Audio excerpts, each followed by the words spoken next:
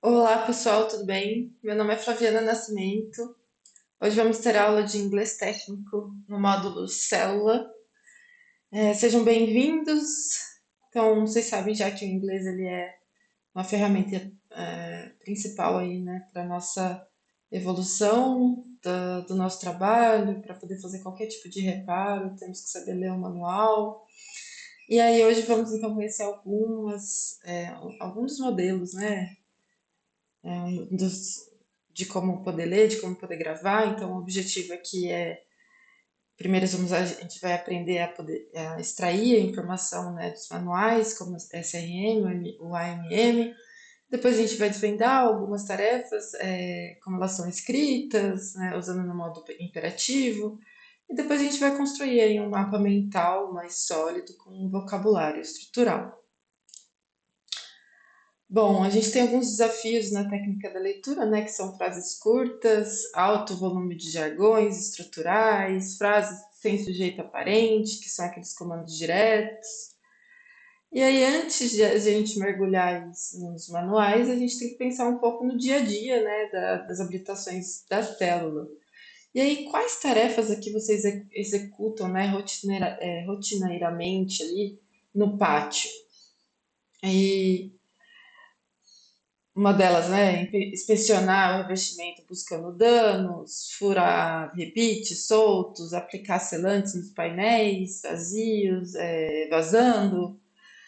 Em inglês, essas rotinas pesadas elas se transformam em ações críticas documentadas no onde onde você tem que assinar, né? Antigamente a gente falava logbook, mas hoje em dia são apenas cardenetes ali com algumas folhas que você tem que assinar, né? Então a gente usa inspect the skin, drill the rivet, or seal the panel.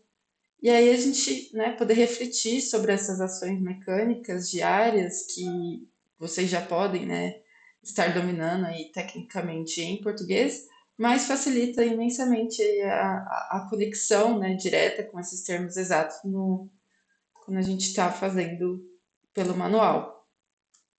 Na manutenção de célula, usamos então verbos de ação constantes, né? Termos como, por exemplo, remove para poder retirar o componente, um install para poder colocar a peça aprovada de volta, um inspect que exige ali checar tolerâncias usando ferramenta, o seal que dita a aplicação de verdantes químicos essenciais como em painéis de combustível, o drill, que é furar, né, que significa usar furadeira pneumática para poder secar esses componentes ou alargar os buracos,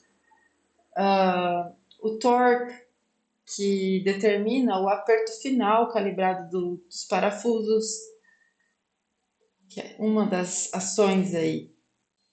A gramática ela é muito importante, né, em qualquer manual mecânico no mundo inteiro.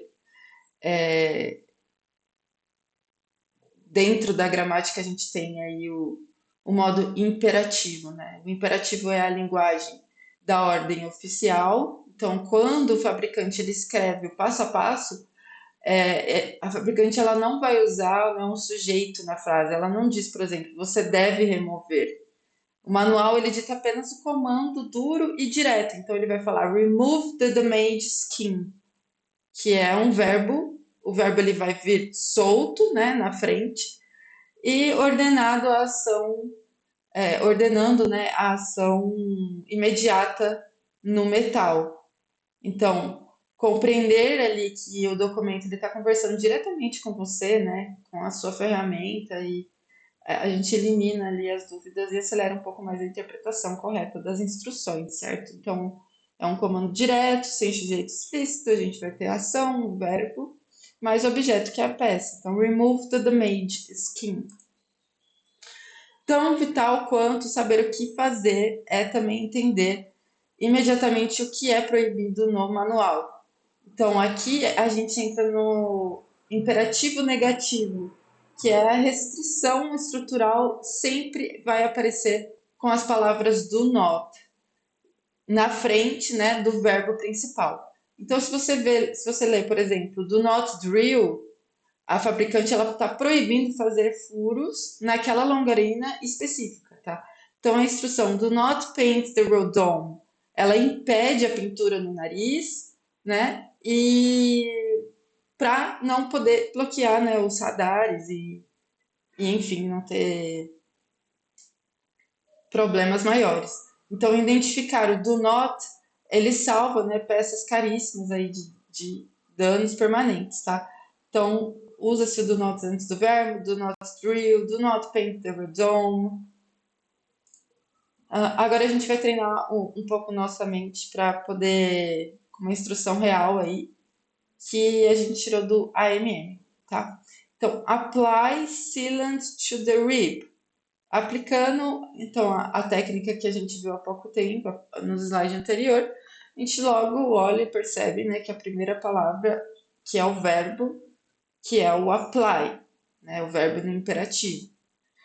E a ordem direta, né, mandando aplicar um produto químico de vedação, que é o sealant.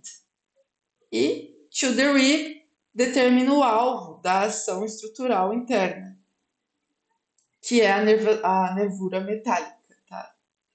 Que está escondida na asa. Então, a gente conseguir separar essa frase, entender o que é verbo, o que é o mandatório, né? O que é o que a gente vai fazer, né? Que é o mandatório, e depois o alvo, é muito importante, tá? E fica mais fácil para vocês também. Então, aprender também o vocabulário das zonas maiores, aí é muito é bom para poder buscar as falhas no índice ali dos manuais, né? Fica mais fácil para vocês interpretarem. Então, a estrutura oca ali, né, da aeronave, a estrutura oca primária da cabine, pressurizada, a gente chama de fuselage. Fuselage. E as superfícies aerodinâmicas de sustentação lateral, as asas, elas são chamadas como wings, né? Todo o conjunto de cauda estabilizadora direcional traseira a gente fala como empennage. E depois o mais pesado, né, do sistema mecânico hidráulico que sustenta a aeronave, né, inteira tocando no chão, a gente chama de landing gear, que é o trem de pouso. Então, vocês também, né, estarem sempre aprendendo quais são identificar, né, essas palavras-chave que direcionam você direto para o capítulo, né, correto do avião, fica bem mais fácil para vocês estarem ali gravando essas palavras. A célula inteira, ela só não vai desmoronar, porque a gente tem os fixadores primários, né? O rivet é o famoso rebite de alumínio esmagado que fixa as chapas permanentes externas. O bolt, que é o parafuso grosso, né, estrutural, liso, de altíssima tensão aeronáutica, e ele é passante, né? O nut, que é a porca, que rosqueia, né, a fêmea, e o washer, que aí atua como uma arruela, é a arruela metálica, né, de proteção. E na caça aí aos danos metálicos, os relatos eles possuem nomes exatos nos manuais aeronáuticos. Então a gente tem as trincas estruturais severas, né, trinca estrutural severa, e perigosa que a gente chama de crack. O afundamento da chapa metálica limpa, causado por porradas terrestres, de escadas, né, ou qualquer outro tipo, nós chamamos de dent, que é amassado. O risco raso é um arranhado, né, limitando lixamentos na pintura de proteção. A gente chama de scratch, que é o arranhão. E o câncer ali químico, né, o branco úmido, que apodrece tudo e corrói, nós chamamos de corrosion. E agora a gente vai exercitar aí uma visão técnica mais rápida. Então, olhem para a foto, né, com desgaste mais esbranquiçado, úmido, esfoliante, né, comendo todo o alumínio da longarina. E aí a afirmação, né, fala: The skin has a deep scratch. Scratch. Ah, isso é verdadeiro ou falso? Vamos lá. É totalmente falso, né, pessoal? Um arranhão, ele é liso, né? E essa imagem aí, ela tá mostrando o corrosion. Então não é nem um scratch e nem, né, nós estamos falando de corrosion. Então o técnico ele tem que saber reportar isso, né, da maneira correta e saber identificar também o que é cada coisa. E aí mais um diagnóstico rápido ali, aqui. Observe então essa figura. E a afirmação está falando: The tire is serviceable. O que significa isso, né? O pneu está disponível para voo seguro, né? O pneu está disponível para o voo. E aí parece que o pneu está um pouco careca. Então, o correto, né, no relatório aqui fica falso, né? E nós deveríamos falar: The tire is unserviceable, certo? E aí, para fechar aqui esse primeiro entendimento, então revisamos aqui que o manual eles conversam, né, conversa com a gente, né, dando algumas ordens puras aí no imperativo e reconhecer imediatamente ações diretas como um remove, um inspect e um install é muito importante. E bom, passando para isso, agora a gente já cobriu ali, já cobrimos o vocabulário e como que a gente, né, como lidamos com os textos longos do manual estrutural SRM. A gente aprende com as técnicas de leitura, que já falei em alguma aula também sobre isso. Então, com o skimming, nós passamos os olhos focados na leitura ali e rapidamente, né? E buscamos também apenas a ideia, né? Quando a gente está tendo o skimming, a gente busca mais a ideia principal do parágrafo, tá? A gente vai verificando aquele capítulo do que ele se trata de fato, né? E vai entendendo mais ou menos na superfície. Já o scanning, ele já entra quando a gente está escaneando visualmente, né, a página em uma velocidade maior, tá? Atrás de, por exemplo, uma palavra exata, uma frase exata, tá? Então a gente aplica o scanning quando a gente quer focar apenas no número limite da régua do amassado, por exemplo, tá? Sem gastar ali muito esforço lendo os textos laterais, tá bom? Então a gente vai aplicar agora o scanning no pátio do hangar. Então temos um texto um pouco denso do boletim em inglês na tela. Não travem no vocabulário técnico exato, tá? Apenas passem os olhos assim nas palavras soltas e não tenta traduzir também o parágrafo inteiro, palavra por palavra, tá? O objetivo aqui é o scanning que já foi alcançado. A gente vai ler rapidinho e trazer as palavras que a gente já sabe. Então a gente confirma aqui imediatamente que o assunto central deste bloco pesado, né, de textual, fala sobre ciclos contínuos críticos, tá? E de fadiga, né, acumulada, que a gente tem a primeira palavra ali, em cavernas de fuselagem velha. Então é simples assim, a gente já sabe que estamos realmente no local correto do manual.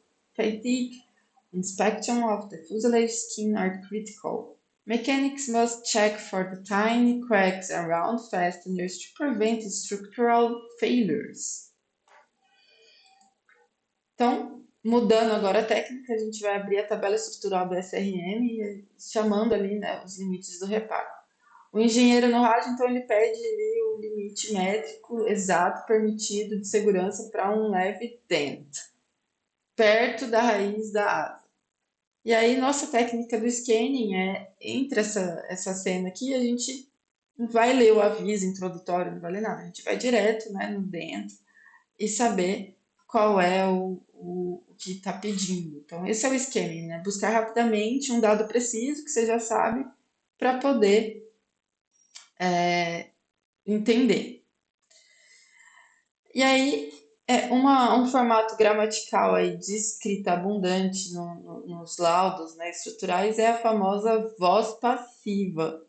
Tá? Na voz passiva, o foco prático ele importa muito mais na ação feita e concluída, tá? Com êxito, sobre a peça reparada, do que, por exemplo, o nome no nome que executou a manutenção. Então, a estrutura visual dela, ela usa sempre o verbo to be misturado ao particípio fechado, que é aquele verbo do passado. E é a diferença exata entre dizer de forma normal, por exemplo, o mecânico instalou a porca, para usar em relatório técnico perfeito que diz: a porca foi finalmente instalada segura, certo? Então, como a voz passiva real ela domina nossos manuais e as tarefas, né? No pátio, a gente encontra afirmações como the rivet is installed, né? Confirmando que o rebite ele foi colocado. Ou, por exemplo, em relatórios curtos, né? Que eles falam the access door is closed. The access door is closed. Que a porta do acesso ele foi totalmente fechada. Então, nessas construções, não interessa qual foi o mecânico específico da equipe, do turno que esmagou os fixadores. Tá? O manual ele destaca exclusivamente e unicamente o status perfeito de conclusão da etapa mecânica do metal para poder certificar o avião liberando ele, né, o mais rápido possível.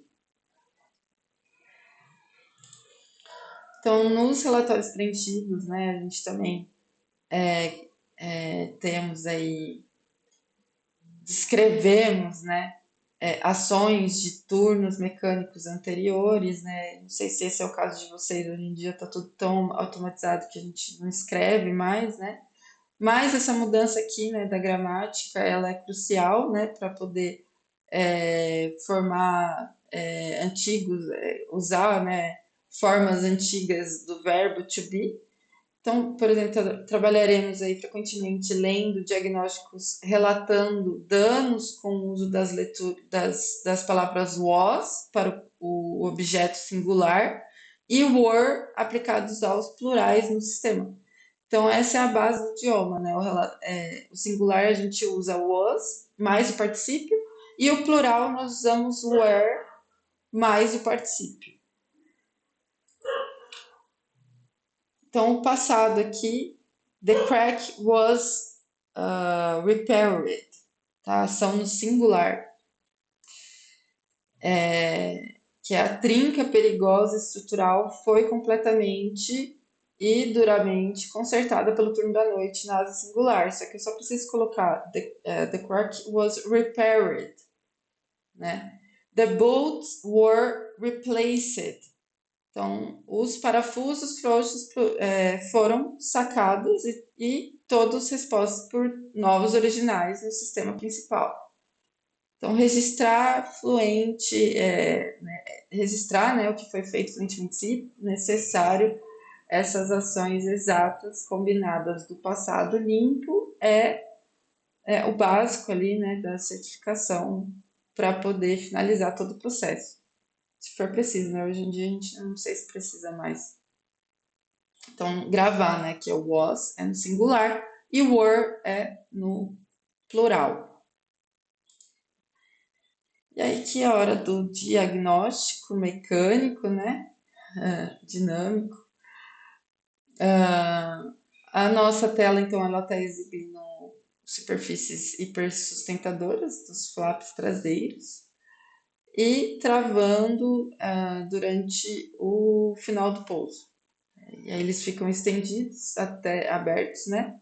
Descompensados. E o piloto ele reporta no logbook que the flaps are retracted. E aí, é verdadeiro ou falso? Absolutamente falso, né? E também muito arriscado em voo. Então, tomar cuidado. E agora a gente dominar alguns acrônimos, né? Da linguagem, das siglas, e o SRM é o nosso Structural Repair Manual, que é limitando os remendos complexos em chapas metálicas lisas, limpas e depois aprovadas, né, seguras e oficiais. O AMM, que é o Aircraft Maintenance Manual, que ele dá o mandatório, né, do fluxo sequencial para poder soltar peças e remontar de volta, né? O NDT Non-Destructive Testing, que são os ensaios não destrutivos, que são para fazer inspeções em peças para descobrir ranhuras, cracks, né, leaks, então ver se tem algum defeito, né? E o IPC, que é o Illustrated Parts Catalog, que para poder achar as precisões finas, né, quanto ao código correto da arruela, que foi partida, por exemplo, para perceber qual é a arruela que deve ser trocada. E aqui vocês precisam ter muito cuidado, prático, né, visual também nos tradutores, porque a aviação ela tem falsos cognatos, né? E se a gente lê, por exemplo, a palavra fabric, que é nunca traduzam para uma grande fábrica, tá?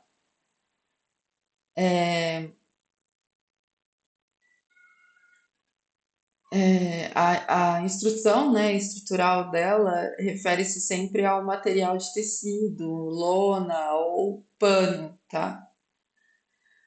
O termo cargo não indica que o mecânico estruturista ali ele trocou de cargo de trabalho ou de posto. Não, na aviação então ele está relatando que sempre peso útil e bagagem despachada, tá? Então carga a bordo, que é o cargo. Falso cognato dos mais críticos nas estruturas aeronáuticas é a famosa e rápida lift. Fora da pista do aeroporto, lift acaba remetendo diretamente ao elevador do shopping, né? Mas nos manuais aeronáuticos e na aerodinâmica, lift é sustentação, certo? Que a gente chama também exclusivamente de sustentação aerodinâmica. E aí, para amarrar aqui, né, a instrução que a gente acabou vendo, então, etapa 1, remove the panel. É um imperativo ditando remover a chapa final estrutural com a furadeira. Etapa 2, inspect for cracks. Então, um imperativo orientando o olhar a buscar as fissuras, né, com uma lente, ou só olhar, né, inspecionar. Etapa 3, install new rivets, que é o imperativo exigindo selar o local, finalizando, né, com a chapa e unindo permanentemente a base, né, com os rebites metálicos, certo? Então, remove the panel, inspect for cracks, install new rivets. Então, aqui a gente viu, né, um pouquinho de cada um, mais para início de aula mesmo, para a gente poder relembrar o que foi falado no básico, porque eu dei uma aula dessa no básico também.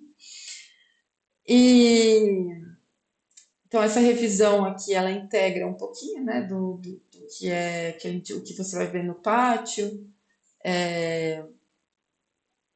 e aplica também as estruturas do avião moderno. A gente treinou um pouco da leitura com comandos do imperativo. Também vimos, né, relatório contínuo de livro de chamadas pela voz passiva. E vimos um pouco também do vocabulário aí crítico, né? Bom,